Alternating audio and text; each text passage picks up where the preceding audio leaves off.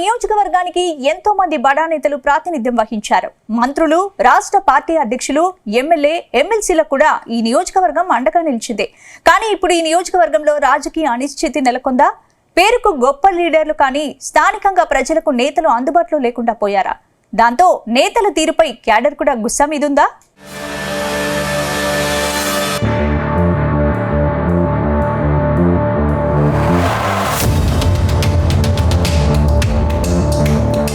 విజయనగరం జిల్లా రాజాం నియోజకవర్గంలో రాజకీయ అనిశ్చితి రాజ్యమేలుతోంది. గతంలో ఈ నియోజకవర్గానికి హేమహేమీలు ప్రాతినిధ్యం వహించారు. ఈ నియోజకవర్గం ఎస్సీ రిజర్వ్డ్ కావడంతో బడా నేతల పట్టులోనే నియోజకవర్గం ఉందన్న విమర్శలు లేకపోలేదు. మాజీ స్పీకర్ కావలి ప్రతిభాభారతి, మాజీ మంత్రి, ప్రస్తుత చీపురుపల్లి ఎమ్మెల్యే కిమిడి కళా వెంకట్రావు, ప్రతిభాభారతి కుమార్తె ప్రస్తుత ఎమ్మెల్సీ గ్రీష్మా ప్రసాద్, సిట్టింగ్ ఎమ్మెల్యే మాజీ మంత్రి కొండ్రు మురళీమోహన్, ఇలా తెలుగుదేశం పార్టీలో అందరూ సీనియర్లు గ్రూప్ రాజకీయాలను ప్రోత్సహిస్తున్నారు. కానీ ఇప్పుడు కూటమి పార్టీలు అధికారంలోకి వచ్చాక మాత్రం అక్కడ పొలిటికల్ సైలెంట్ కొనసాగుతుందని టాక్ వినిపిస్తోంది.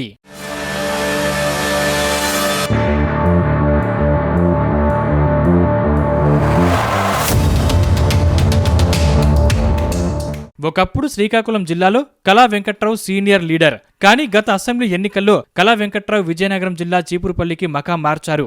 మరోవైపు రాజాం నుంచి కొండ్రు మురళి ఎమ్మెల్యేగా గెలిచారు.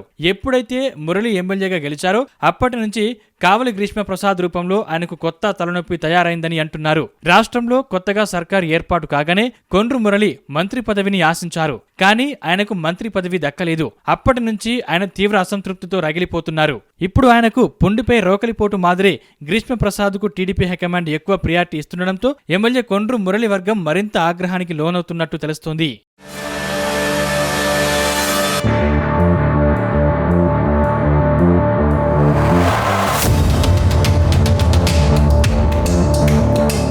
మరోవైపు రాజాం నియోజకవర్గంలో టీడీపీకి బలమైన క్యాడర్ ఉంది. కానీ నేతల మధ్య గ్రూపులలో ఎక్కువగా ఉంది. ఈ పంచాయతీలే వైసీపీకి అడ్వాంటేజ్ గా మారిందనే టాక్ ఉంది. అందుకే గతంలో వైసీపీ ఇక్కడ 2 సార్లు విజయం సాధించింది. ఇక్కడ నుంచి కంబాల జోగులు 2 పర్యాయాలు విజయం సాధించారు. గత అసెంబ్లీ ఎన్నికల్లో కంబాల జోగులు పాయకరావుపేటకు షిఫ్ట్ కావడంతోనే వైసీపీ ఓడిపోయిందని అంటున్నారు.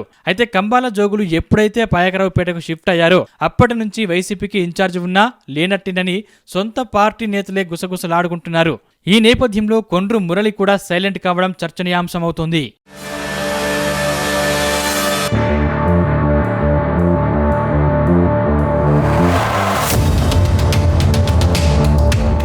మొత్తం మీద రాజంలో గెలిచి ఓ వెలుగు వెలిగిన నేతలు ఎన్నికలు కాగానే ముఖం చాటేస్తుండడం టీడీపీ క్యాడర్కు ఇబ్బందిగా మారింది.